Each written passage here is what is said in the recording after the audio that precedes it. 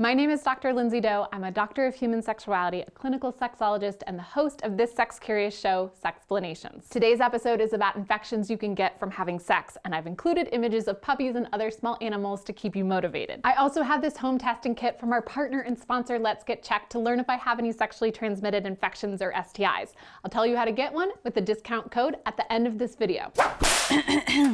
I've had a wart on my knuckle, lots of viral and bacterial infections in my throat, cold, flu, strep. My guts have been infected through questionable food, leading to diarrhea. My hair follicles get infected from shaving. Pimples on my face, those are infections. The worst has probably been herpes, a family of viruses. I've had it as chickenpox, shingles, and cold sores on my lips and up my nose. Very painful, but easy to talk about. We can say things like Dimitri's got food poisoning or Yvonne's at a doctor's appointment for a sinus infection.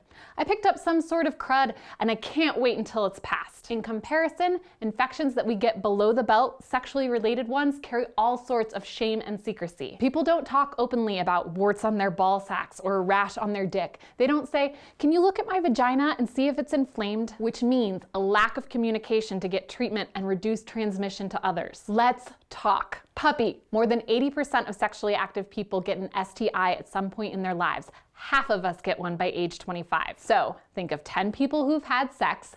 5 to 8 of them have had or currently have one or more infections from sex. That's from any kind of contact sex. Dry humping, oral, sharing toys, rubbing genitals, penetration of the anus or vagina. Puppy. Some STIs are passed from skin to skin contact. Others need access to a mucous membrane, the slimy parts of your body, like your mouth and anus. And there are some STIs that travel through fluids. I'm going to go through 13 of the most common sexually transmitted infections. I'll mark how they're passed, detail how to prevent them, and explain what testing for them is like. Puppy!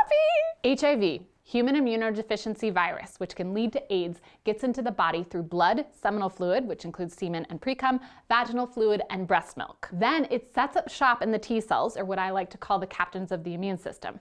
HIV uses these cells to reproduce and destroys them, in the process weakening the immune system and making the body more susceptible to other kinds of infections it would usually be able to fight off. Now, getting this virus is 100% preventable. There's lots of hot sex you can have without exchanging fluids and transmitting HIV. Using condoms and dams can prevent transmission, and if you're at high risk, there's pre-exposure prophylaxis and post-exposure prophylaxis to help. Puppy! Hepatitis is an inflammation of the liver caused by a virus that is spread through the body fluids, in this case, the unprotected sex fluids. Some people get hepatitis and clear it on their own.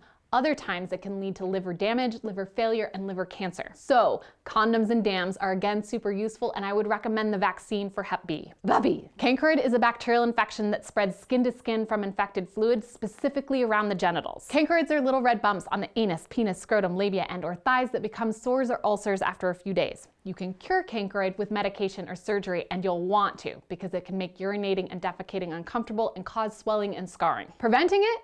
Condoms, dams, and getting treated before having sexual relations. Puppies! Oh my gosh, puppies! Trichomoniasis is caused by a parasite called Trichomonas vaginalis, a great drag name. It's passed between genitals, mainly penis to vulva and vulva to vulva. If there are symptoms, they include itching, burning, abnormal discharge, redness, soreness, and/or pain during sex. Puppy! Like most STIs though, trich can be asymptomatic, have no symptoms, so you don't know you have it unless you get tested, and you can definitely still transmit it to others, and back and forth between you and partners, unless you use condoms and dams. Another puppy. HPV, the human papillomavirus, is one of the most common STIs out there. Almost everyone who is sexually active will have it at some point in their lives. This is because it's difficult to detect, hard to treat, and very easy to spread. It's passed through skin-to-skin contact. Easy. Some people won't know they have it, but for others, it can cause warts to grow on the vulva, vagina, cervix, rectum, anus, penis, and/or scrotum. There are also strains that can lead to cancer of the cervix, penis, mouth, and throat. On the positive side, 90% of cases clear on their own in 2 to 3 years, and there are vaccines on the market that can prevent some strains of HPV.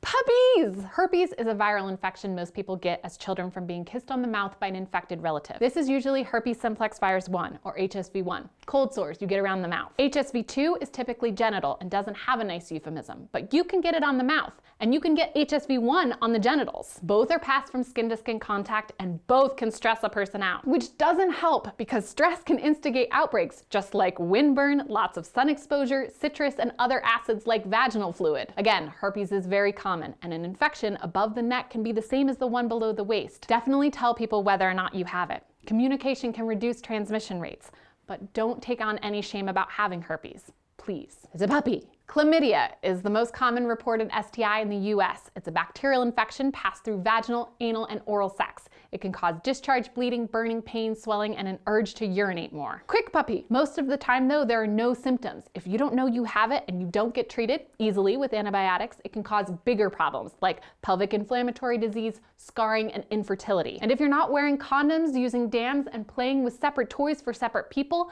chlamydia can spread and spread, and the people who get it can spread it further, leading to the United States of America having the highest STI rates in the industrialized world. Puppy! I'm not upset with anyone for having an infection. I'm sad that there isn't more education to prevent transmission and more access to healthcare so that getting diagnosed and treated is simple. Healthcare puppies! Gonorrhea is another bacterial infection, and it's a public health crisis. According to the World Health Organization, there are more than 78 million new cases of gonorrhea each year. And now the bacteria has evolved to survive antibiotics, so some strains can't be treated. They hang out in the throat, vagina, anus, and penis, getting stronger. My understanding is that gonorrhea can, for lack of a better word, learn drug resistance from other bacteria in your body. So it's not just like, oh, penicillin, I can figure this out. Tink, tink, resist. Gonorrhea has playbooks for almost every antibiotic we have. Bummer. Take your antibiotics correctly and completely, get tested and treated, and use barriers. 5 more STIs and more puppies. So cute. Syphilis. This one has been around for a long time. Historically, people tried to treat it with mercury, but ended up doing additional damage to their bodies and dying anyway. It's a bacterial infection, so it can actually be treated with antibiotics, but that's only if you know to seek treatment. Stage 1 is painless sores on the genitals, anus, or mouth. They heal up so people don't think to do anything about them. Do something. 3 to 6 weeks later is stage 2. Reddish patches on the skin called copper penny rash, flu-like symptoms, swollen lymph nodes, and fatigue. Next is a latent stage. Syphilis goes into remission for up to 30 years. There's no outward signs anything is wrong, but you can still be contagious. But if left untreated, the final stage of syphilis can entail paralysis, loss of eyesight, loss of hearing, dementia, and death. All the same prevention tools work here. Treatment, communication, and safer sex. Puppies, puppies, puppies. Scabies are itchy mites. If you find yourself infected, it is imperative that you wash everything and then cook it all in a dryer. Scabies are considered a sexually transmitted infection because you can give and get them from having sex, but you can also pick them up from clothing, bedding, and furniture. Scabicide can treat an infection on the body. Just make sure to hold off on sex for a good 3 days to make sure you're in the clear. Puppies without scabies! Pubic lice is another type of parasitic infection that is transmitted by touching people and things that people who have pubic lice have touched with their genitals. This one is all about the coarse hair of the pubic region and blood. Prevention is really about treatment here, and treatment is usually lice shampoo, washing your belongings, and/or whatever measure your medical provider recommends. Have some puppies and ducklings! Molluscum contagiosum is an STI that can spread through sharing towels in addition to skin and sexual contact. If you get it, they're usually tiny harmless bumps on the skin. Most of the time they go away on their own, but some people will ask a medical provider to remove them or give them medicine to hurry the process along. Prevention is treatment and communication. Bacterial vaginosis. Some consider it an STI, others don't. It's the most common infection in vaginas, but it isn't certain if it's from sexual contact. Do research, see a medical provider, but don't douche with apple cider vinegar. Please.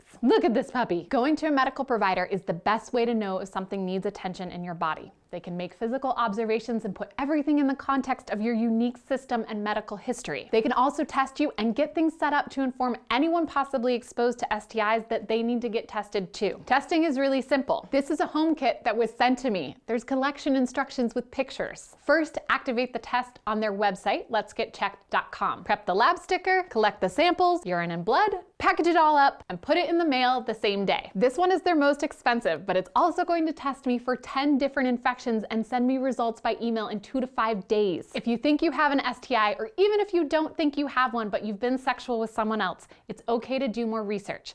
Go to athometesting.org/sexplanations. Choose the test that best suits your needs, and we'll get tested together. Using the code Lindsay15 will get you 15% off, but even without a discount, it's a great deal and a convenient way to know and share your results. Stay curious.